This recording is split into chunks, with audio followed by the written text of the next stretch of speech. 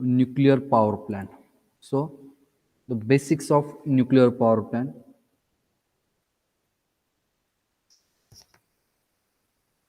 Electricity production needs fossil fuel like coal in a steam power plant, oil in a diesel power plant, gases in a gas turbine power plant.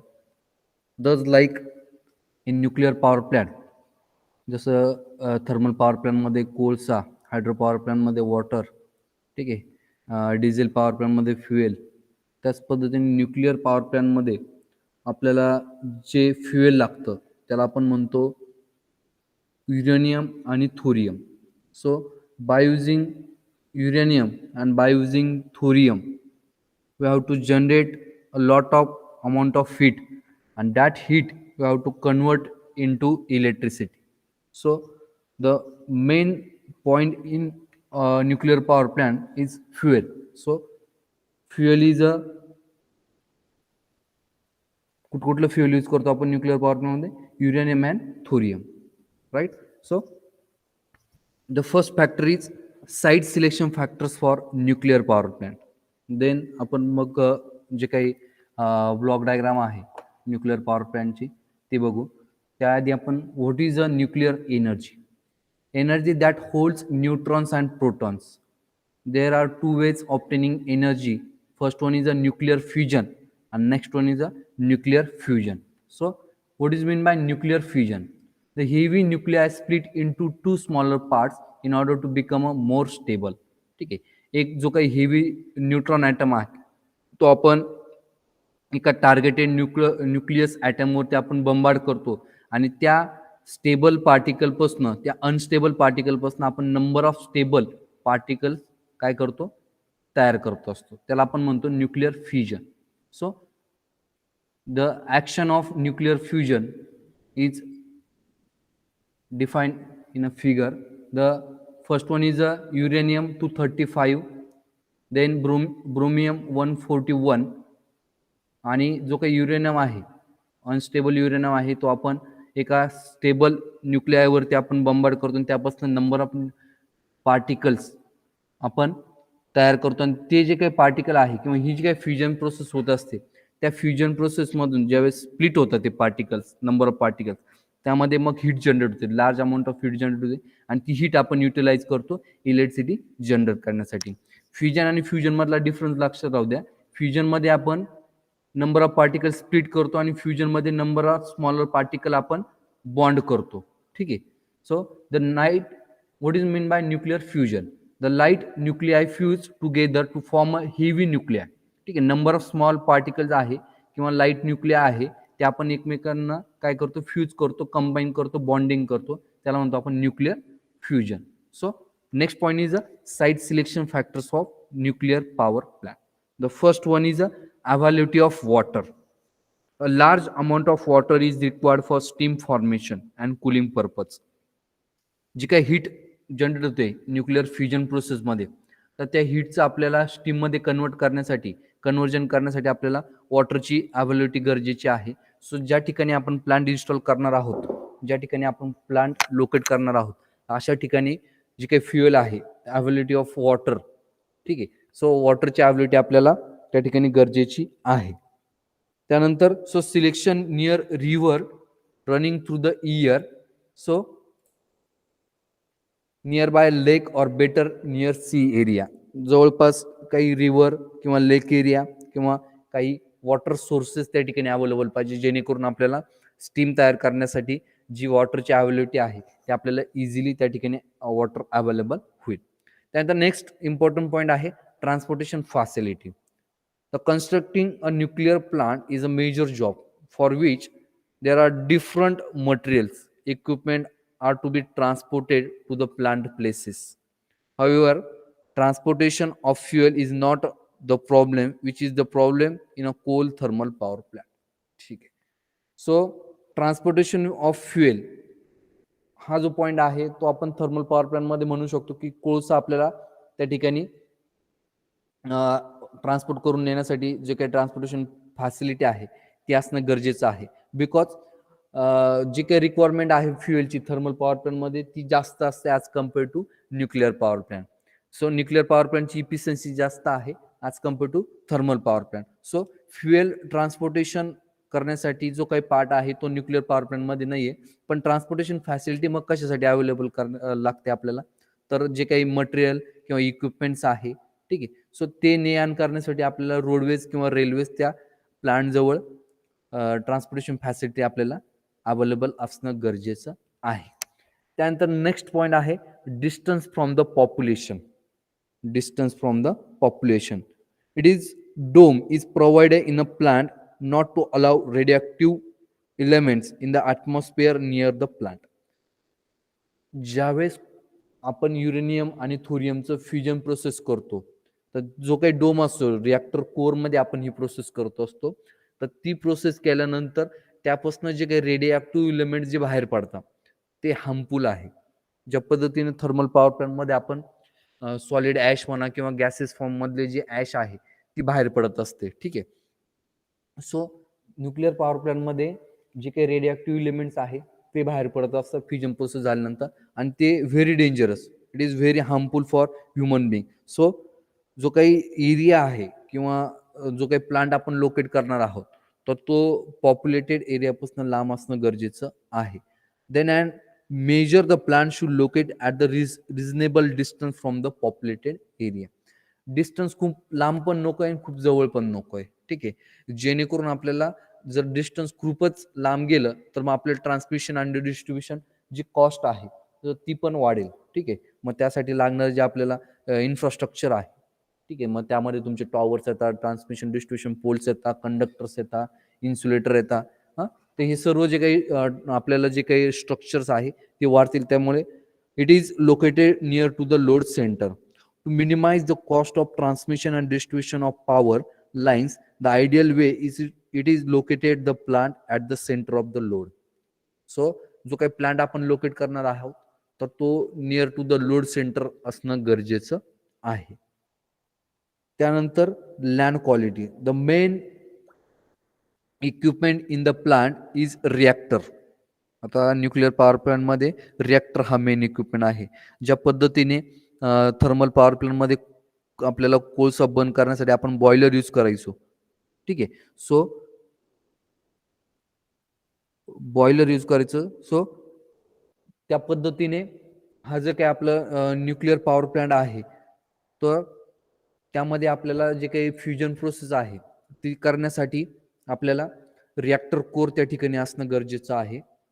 So the main equipment in the plant is reactor which are very heavy and strong. To support such machinery the land must be very strong, ठीक आहे. So जो काय आपल्याला infrastructure किंवा जे foundation आपल्याला लागतं तर ते फाउंडेशन आपल्याला प्रॉपर पाहिजे असेल तर आपल्याला लँडची क्वालिटी सुद्धा इम्पॉर्टंट फॅक्टर त्या ठिकाणी आहे. Site to be avoided. Site should be adjacent to hospital, school, PWD works, chemical industries, all oil refineries etc. ठीक. सो जे काही साईट आपण चूज करणार आहोत तर ती साईट चूज करत असताना आपण त्या ठिकाणी आजूबाजूचा जो एरिया आहे त्या ठिकाणी हॉस्पिटल, स्कूल, काही केमिकल इंडस्ट्रीज म्हणा किंवा ऑइल रिफायनरीज कंपनीज म्हणा तर ते त्या ठिकाणी नसावं. जेणेकरून जे काही रेडिओ एलिमेंट्स बाहेर पडतात तर त्यांचा इम्पॅक्ट त्या पॉप्युलेटेड एरियावरती, म्हणजे त्या ठिकाणी स्कूल असेल, हॉस्पिटल असेल तर त्या, किंवा PWD सेक्टर असेल तर त्या ठिकाणी तो होऊ नये. त्यामुळे आपण जी काही साईट सिलेक्ट करतो तर ती it is away from the hospitals, schools, chemical industries as well as oil refineries. त्यानंतर नेक्स्ट फॅक्टर आहे तुमचा availability of space for disposal of waste. There should be sufficient space arrangement for disposal of radio waste. So जी काही radio waste त्या ठिकाणी तयार होते तर ती डिस्पोज करण्यासाठी आपल्याला जो काही स्पेस आहे तो स्पेस आपल्याला त्या ठिकाणी असणं गरजेचं आहे. देन नेक्स्ट फॅक्टर आहे साईट सिलेक्शन फॅक्टरमध्ये कुठले फॅक्टर्स बघितले आपण. Availability of water, transportation facility, distance from population, then load center, it is located to the near to the load center, Then the quality of land is very important point. Then site should be avoided near to the hospitals, schools, industries, chemical industries, or oil refineries companies. And then last factor is the availability of space for a disposal of waste. त्यानंतर next point आहे, how does a nuclear power plant works. A nuclear power plant works in a similar way as a thermal power plant. म्हणजे कसं की आपण Coal burn करून heat तयार करतो, त्या हीटचं कन्व्हर्जन थर्मल एनर्जीमध्ये, सॉरी, त्या हीटचं कन्व्हर्जन आपण स्टीममध्ये, आणि देन त्या स्टीमचं कन्व्हर्जन आपण इलेक्ट्रिसिटीमध्ये करतो. सेम इथे फक्त कोल जे फ्युएल आहे ते रिप्लेस करतोय आपण युरेनियम आणि थोरियम. ठीक आहे, त्यापासून आपण हीट जनरेट करतो फ्युजन प्रोसेस थ्रू. ती हीट आपण परत वॉटर यूज करून, वॉटर युटिलाइज करून आपण तिचं कन्व्हर्जन स्टीममध्ये करतो, आणि देन ती स्टीम आपण परत युटिलाइज करतो इलेक्ट्रिसिटी जनरेट करण्यासाठी. Right. A nuclear power plant works in a similar way as a thermal power plant. The difference between two is in the fuel use to heat the water in a boiler, steam generator. ठीक आहे, यामध्ये सुद्धा आपल्याला steam जनरेटरची requirement असते. Inside a nuclear power station energy is release by nuclear fusion in the core of the reactor. ही जी काही फ्युजन प्रोसेस आहे ती एका क्लोज व्हेसलमध्ये, एका चेंबरमध्ये, त्याला आपण म्हणतो रिॲक्टर कोर. सो त्या रिॲक्टर कोरमध्ये ही न्यूक्लिअर फ्युजन प्रोसेस होते, आणि large amount of heat is generated in a reactor core. So 1 kg of uranium 235 can produce much energy as a burning 4,500 tons of high grade variety of coal or 2,000 tons of oil. लक्षात घ्या, 1 kg uranium आणि तिकडे 4,000-4,500 ton कोळसा, म्हणजे 4,500 ton कोळसा आपण burn केल्यानंतर जेवढी हीट आपल्याला भेटते तेवढी हीट फक्त आपल्याला इकडं 1 kg युरेनियम आपल्याला 1 kg युरेनियम पासून आपल्याला भेटते. म्हणजे बघा, कुठला पॉवर प्लांटमध्ये इफिशियन्सी किंवा जी काही फ्युएल रिक्वायरमेंट आहे ती कमी असेल, सांगा बरं. कुठल्या पॉवर प्लांटमध्ये requirement of fuel is less, thermal की युरेनियम? भूषण, आवाज येतोय ना? Yes sir. हां, सांगा मग आता. 1 kg युरेनियम आणि इकडे दिलेलं आहे 4,500 टन कोळसा. सांगा बरं फ्युएल रिक्वायरमेंट कुठे कमी असेल मग? युरेनियम. हां, बोल बोल. युरेनियम. युरेनियम काय? युरेनियम पॉवर प्लांट आहे का? की नाही, nuclear power plant? याच्यात न्यूक्लिअर हां, मग न्यूक्लिअरमध्ये. मग ठीक आहे. सो इफिशियन्सीचा जर विचार जर केला तर आपल्याला न्यूक्लिअर पॉवर प्लांटची इफिशियन्सी जास्त असते आणि फ्युएल रिक्वायरमेंट इज व्हेरी लेस. ठीक आहे. भूषण, समजतंय का तुला? Bhushan, yes sir. so next point is a nuclear reactor, a device in which nuclear chain reaction are initiated and controlled and sustained at the steady rate. म्हणजे हे जे काही चेंबर आहे त्यामध्ये तुमची ही जी काही चेन रिॲक्शन आहे. आता चेन रिॲक्शन म्हणजे काय? एक अनस्टेबल न्यूक्लिअर आयटम आपण एका स्टेबल न्यूक्लिअर आयटमवरती बंबार्ड केल्यानंतर त्यापासून नंबर ऑफ पार्टिकल स्प्लिट होतात. ही जी काही प्रोसेस आहे ही कंटिन्युअस होत असते. सो ह्या कंटिन्युअस प्रोसेसला आपण म्हणतो चेन रिॲक्शन. ह्या कंटिन्युअस प्रोसेसला आपण काय म्हणतो? Chain reaction. Chain reaction. ठीक आहे. So what is the parts of nuclear power plant? कोरमध्ये फ्युजन प्रोसेस होते. मॉडरेटर जी काही तुमची चेन रिॲक्शन आहे, आणि कंट्रोल रॉड, हे दोन काय करतात? तुमची जी काही चेन रिॲक्शन आहे त्याच्यावरती कंट्रोलिंग करण्याचं काम मॉडरेटर आणि कंट्रोल रॉड करतं. कूलंट, फ्युएल आणि radiation sheets. So one by one आपण ही जी काही ब्लॉक डायग्राम आहे त्यामध्ये आपलं जे काही मेन इक्विपमेंट्स आहे किंवा मेन पार्ट जे आहे न्यूक्लिअर पॉवर प्लांटचे ते आपल्याला बघायला भेटते. तर हा जो काही येलो पूर्ण पोर्शन दिसतो आहे, हा जो काही येलो पोर्शन तुम्हाला पूर्ण दिसतोय तो आहे तुमचा रिॲक्टर कोर. तर रिॲक्टर कोरमध्ये काय काय बघा, रिॲक्टर व्हेसल आहे, त्यानंतर हे फ्युएल रॉड आहे, म्हणजे युरेनियम आणि थोरियमची जे रॉड्स असतात तर ते आपण ह्या रिॲक्टर व्हेसलमध्ये टाकत असतो. ठीक आहे. त्यानंतर इथे कंट्रोल रॉड दिसतोय तुम्हाला. ठीक आहे. त्यानंतर हे तुमचं हीट एक्सचेंजर आहे. हीट एक्सचेंजर काय करतं? ह्या तुमच्या रिॲक्टर व्हेसलमध्ये, ह्या रिॲक्टर कोरमध्ये जी हीट तयार होते, ती हीट ह्या ट्यूब्स थ्रू कुठं जाते, तुमच्या ह्या हीट एक्सचेंजरला. आणि हीट एक्सचेंजरमध्ये काय असतं, हीट एक्सचेंजरमध्ये तुमचं सर्क्युलेटिंग वॉटर असतं. हे बघा, हे वॉटरचं इनलेट आहे. हे सर्क्युलेटिंग वॉटर इथे कंटिन्युअसली रोटेट होत असतं, ठीक आहे, फ्लो होत असतं. आणि ही हीट काय करते, त्या वॉटरचं कन्वर्जन कशात करते, स्टीममध्ये. म्हणजे हीटचं कन्वर्जन स्टीममध्ये करण्याचं काम कुठे होतं, ह्या हीट एक्सचेंजरमध्ये, ठीक आहे. इथे ह्या साईडला जी हीट तयार होते फ्युजन प्रोसेसने, ती जाते तुमच्या हीट एक्सचेंजरला. हीट एक्सचेंजरला तुमचं इनलेट वॉटर पण असतं, त्या वॉटरचं कन्वर्जन स्टीममध्ये होतं. आणि ती स्टीम जाते, हे बघा इथे दिसते बघा टर्बाईन. हा माझा जो कर्सर दिसतोय ना, कर्सर दिसतोय ना तुम्हाला स्टुडंट? Yes sir. अरे कर्सर दिसतोय की नाही?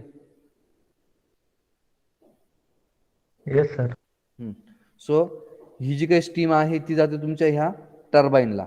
टर्बाईनला गेल्यानंतर इथे तुमच्या टर्बाईनचे जे काही ब्लेड्स आहे, त्या टर्बाईनच्या ब्लेड्सवरती ही तुमची स्टीम प्रेशराईज होते. आणि हे टर्बाईनचे ब्लेड्स रोटेट होतात. ते रोटेट झाल्यानंतर हा जो काही टर्बाईनचा शाफ्ट आहे, तो शाफ्ट आपण कपल केलेला आहे अल्टरनेटर शाफ्टला, ठीक आहे. सो अल्टरनेटर काय करतं, ती मेकॅनिकल एनर्जी जी आहे ती कन्वर्ट करतं इलेक्ट्रिकल एनर्जीमध्ये, ठीक आहे.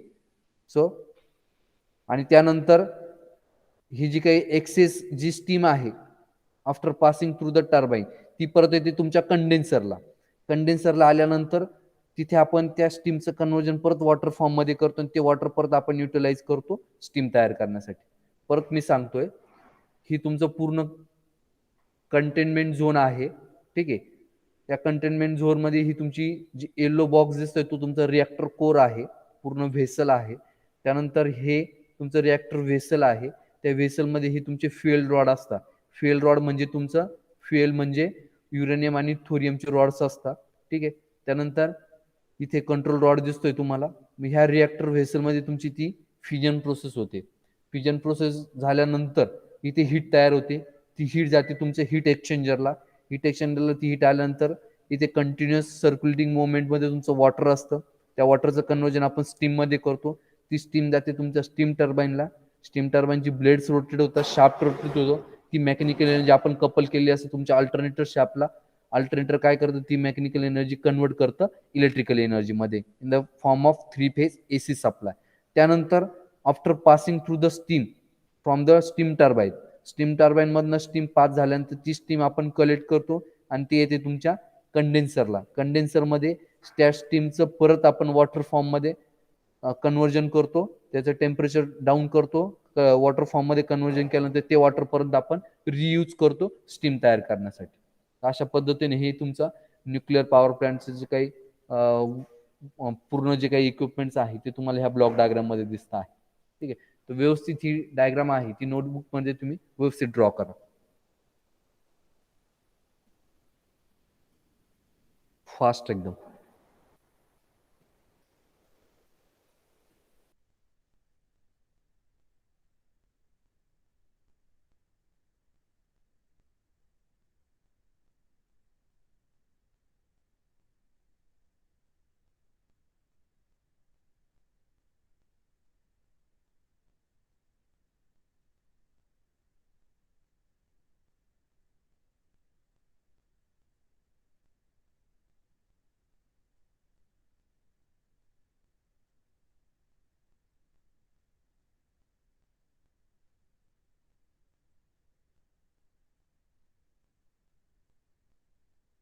डायग्राम व्यवस्थित व्यवस्थित ड्रॉ करा. सर्व जे नेमिंग दिलेले आहे, सर्व जे तुम्हाला इक्विपमेंट दिसत आहे ते पण व्यवस्थित ड्रॉ करा. हा एक बॉक्स दाखवा. तर त्या बॉक्समध्ये तुम्हाला इथे रिॲक्टर व्हेसल दिसेल. फ्युएल रॉड ड्रॉ करा. त्यानंतर या ठिकाणी तुमचं हे हीट एक्सचेंजर आहे. ते हीट एक्सचेंजरला एक वॉटर इनलेट द्या आणि अप्पर साईडला तुमची स्टीम तयार झाल्यानंतर तर ती जाते तुमच्या टर्बाईनला. इथे टर्बाईन व्यवस्थित ड्रॉ करा. टर्बाईन ड्रॉ केल्यानंतर पुढे तुमचं तो जो शाफ्ट आहे तो अल्टरनेटर शाफ्टशी कपल करा. त्यानंतर टर्बाईनमधनं स्टीम पास झाल्यानंतर जी स्टीम आहे ती आपण कलेक्ट करतो आणि ती जाते तुमच्या हीट कंडेन्सरला. कंडेन्सरमध्ये त्या स्टीमचं आपण परत टेम्परेचर कमी करतो आणि त्याचं वॉटर फॉर्ममध्ये आपण कन्वर्जन करतो बाय युझिंग हॉट वॉटर. ते कुठून येतं? तुमच्या कुलिंग टॉवर थ्रू. ठीक आहे. सो त्या हॉट वॉटरचं आपण हॉट वॉटर थ्रू त्या स्टीमचं कन्वर्जन आपण वॉटरमध्ये करतो आणि ते वॉटर परत आपण रियूज करतो स्टीम तयार करण्यासाठी.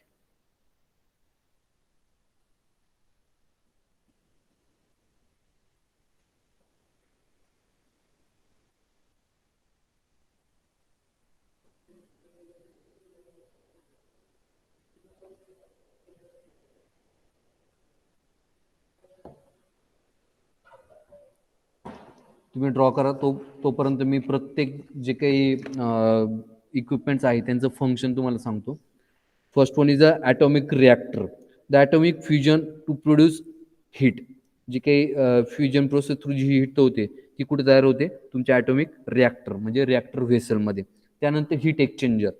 The heat from the atomic reactor carried by the tube in a heat exchanger to heat the water to convert in to steam. म्हणजे तुमच्या रिॲक्टर व्हेसलमध्ये जी हीट तयार होते ती हीट आपण कॅरी करतो कुठे? हीट एक्सचेंजरला. आणि ती heat exchanger through water utilise करून तिचं कन्वर्जन आपण स्टीममध्ये करतो. ती प्रोसेस कुठे होती? तुमच्या हीट एक्सचेंजरला. त्यानंतर फिल्टर फॉर फिल्टरेशन पर्पज. त्यानंतर turbine. High pressure steam drive the turbine which produce mechanical power to run the alternator. मग ही जी काही स्टीम तयार होती हीट एक्सचेंजरमध्ये तर ही हाय प्रेशर स्टीम जी आहे ते आपण टर्बाईन ड्राईव्ह करण्यासाठी, टर्बाईन रोटेट करण्यासाठी यूज करतो आणि टर्बाईन काय करतं? मेकॅनिकल पॉवर जी आहे ती जनरेट करतं. त्यानंतर condenser. The outlet stream from the turbine after expansion is condense in a condenser and by cooling it form water to be feedback to the heat exchanger. ठीक आहे. So कंडेन्सरमध्ये जी steam आपण pass करतो steam turbine through तर ती steam आपण collect करतो, ती कंडेन्सरमध्ये नेतो. त्या कंडेन्सरमध्ये आपण त्या स्टीमचं परत वॉटर फॉर्ममध्ये कन्वर्जन करतो आणि ते वॉटर परत आपण युटिलाइज करतो स्टीम तयार करण्यासाठी. नेक्स्ट ब्लॉक आहे तुमचा alternator. It's converts mechanical energy received from the turbine in to electrical energy. जी मेकॅनिकल एनर्जी जनरेट करतो स्टीम टर्बाईन तीचं मेकॅनिकल एनर्जीचं इलेक्ट्रिकल एनर्जीमध्ये कन्वर्जन करण्याचं काम कोण करतो? मग तुमचं अल्टरनेटर. त्यानंतर exciter to excite the field coil of alternator. तर हे जे काही एक्साइटर आहे ते तुमच्या अल्टरनेटरमध्ये असतं. ठीक आहे. त्यानंतर feed water pump feed the water from condenser to heat exchanger. Condenser to heat exchanger. हे बघा, हे इथे दिसतंय बघा तुम्हाला, हा जो बॉक्स दिसतोय ना, तर हा फीड वॉटर पंप आहे. तर कंडेन्सरमध्ये त्याचं कन्वर्जन वॉटरमध्ये झालं तर ते परत प्रेशराईज किंवा ते वॉटर तुमच्या हीट एक्सचेंजरपर्यंत पोहोचवण्याचं काम कोण करतो? तुमचं फीड वॉटर पंप. पंप म्हणजे तुमचा मोटर असते, वॉटर पंपिंग. सो ती मोटर काय करते? कंडेन्सिंग करणं, ते वॉटर कलेक्ट करते आणि ते हीट एक्सचेंजरपर्यंत पास करण्याचं काम कोण करतो? तुमचं मग हे feed water pump. So this is the main components of nuclear power plant. First one is the atomic reactor, heat exchanger, filter, त्यानंतर टर्बाईन, कंडेन्सर, अल्टरनेटर, त्यानंतर फीड वॉटर पंप. ठीक आहे.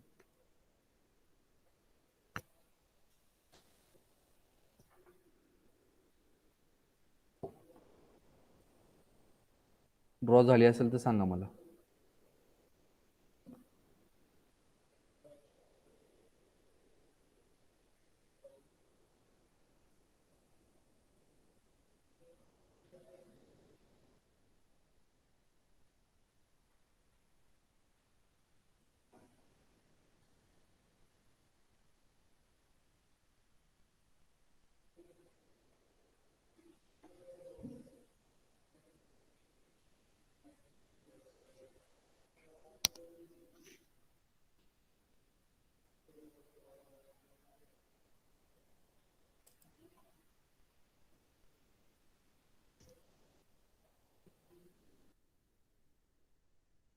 त्यानंतर नेक्स्ट पॉईंट आहे advantages of nuclear power plant. The amount of fuel is very small. आता आपण बघितलं की जवळपास 4,500 टन कोळसा जाळल्यानंतर किंवा बर्न केल्यानंतर जेवढी एनर्जी किंवा जेवढी हीट तयार होते तेवढी हीट तयार करण्यासाठी आपल्याला फक्त 1 kg युरेनियम लागेल. त्यामुळे the amount of fuel is very small, hence fuel transportation is not a problem. एवढं कमी फ्युएल लागतं, त्यामुळे यामध्ये फ्युएल ट्रान्सपोर्टेशन हा पॉईंट आपण निग्लेक्ट केला तरी चालेल. हा एक ॲडव्हान्टेज आहे न्यूक्लिअर पॉवर प्लॅनमध्ये. त्यानंतर fuel like coal, oil, gas are the natural resources which are exhausting due to use from the past, and nuclear fuel which are available is now used to produce electric power. This saves the fossil fuel. Efficiency जास्त आहे, फ्युएलची quantity जी लागते ती कमी लागते, त्यामुळे आपल्याला Coal किंवा oil किंवा गॅस किंवा डिझेल जे आपण दुसरे पॉवर प्लॅन्टमध्ये जे यूज करतो फ्युएल, तर त्याच्या कम्पेअरमध्ये आपण जर न्यूक्लिअर पॉवर प्लॅन्ट जर जास्त जर यूज केला किंवा त्यापासून जास्त एनर्जी जर जनरेट केली, तर आपल्याला जे बाकीचे जे फ्युएल लागतं, कोल म्हणा, ऑइल म्हणा, गॅस म्हणा, डिझेल म्हणा, तर त्याची जी काही क्वांटिटी आहे किंवा ती अमाऊंट आहे ती कमी लागेल. Then thermal power plant need small area as compared with other thermal, diesel, gas, hydro power plant. 2000 megawatt capacity nuclear plant needs only 80 acres, 80 acre जागा लागते 2000 मेगावॅट पॉवर जनरेट करण्यासाठी. लक्षात घ्या, 2000 मेगावॅट जर आपल्याला पॉवर जनरेट करायची असेल तर 80 एकर लँड लागते. So as compared to thermal power plant, जर 2000 मेगावॅट जर जनरेट करायचं असेल तर जवळपास तिथे 250 एकर एवढी जागा आपल्याला गरजेची आहे. म्हणजे बघा, थर्मल पॉवर प्लॅन्ट जर आपल्याला 2000 मेगावॅटचं जर इन्स्टॉल करायचं असेल तर जवळपास 250 एकर जागा लागेल, आणि तोच तेवढंच कॅपॅसिटीचा प्लॅन्ट जर आपल्याला न्यूक्लिअर जर इन्स्टॉल करायचा असेल तर फक्त 80 एकर जागेमध्येच तो आपल्याला न्यूक्लिअर पॉवर प्लॅन्ट आपल्याला इन्स्टॉल करता येईल. त्यानंतर plant can be located near the load center as a fuel transportation is a not the problem. जर थर्मल पॉवर प्लॅन्ट आपल्याला इन्स्टॉल करायचा असेल तर आपण साईट सिलेक्शन फॅक्टरमध्ये अवेलेबिलिटी ऑफ फ्युएल हा पॉईंट घेत होतो. का बरं? तर तिथे जे काही कोल आहे त्याचं ट्रान्सपोर्टेशन करण्यासाठी आपल्याला ट्रान्सपोर्टेशन फॅसिलिटी अवेलेबल असणं गरजेचं आहे. सो न्यूक्लिअर पॉवर प्लॅन्टमध्ये आपलं जे काही फ्युएल आहे ते कमी लागतं, इफिशियन्सी जास्त आहे, त्यामुळे हा पॉवर प्लॅन्ट आपण near to the load centre जर आपण इन्स्टॉल केला तर आपण ट्रान्समिशन आणि डिस्ट्रीब्युशन कॉस्ट, पॉवर डिलिव्हर करण्याची कंझ्युमरपर्यंत, तर ते आपण रिड्यूस करू शकतो. हा एक ॲडव्हान्टेज आहे. Very economical for bulk power generation. जास्त अमाऊंटची जी पॉवर आहे, बेस लोड पॉवर प्लॅन्ट म्हणून आपण न्यूक्लिअर पॉवर प्लॅन्टकडे बघत असतो. ठीक आहे, large amount of or huge amount of bulk power जनरेशनसाठी आपण nuclear power plant generally use करतो. Running cost is less compared to other plant. Running cost ही कमी आहे as compared to other power plant. Plant capable for providing power so many years as the fuel is available in a large scale where fuel are exhausting. याचा जो काही life span आहे nuclear power प्लॅन्टचा तो जास्त असतो as compared to other power plant. The plant is very neat, clean, free from smoke, ash, so no pollution as compared to other type of thermal power. ठीक आहे, त्यामध्ये जसं gases फॉर्ममधली ॲश असेल, सॉलिड ॲश तयार होते thermal power प्लॅन्टमध्ये, तसं यामध्ये जे काही पोल्युशन आहे किंवा स्मोक आहे तर ते कमी असतं as compared to other power plant.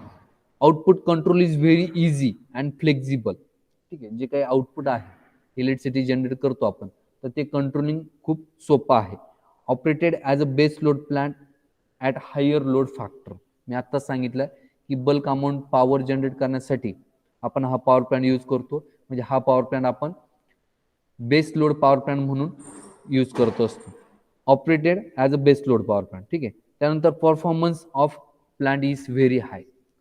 म्हणजे इफिशियन्सी किंवा परफॉर्मन्स जो आहे न्यूक्लिअर पॉवर प्लॅन्टचा तो जास्त आहे.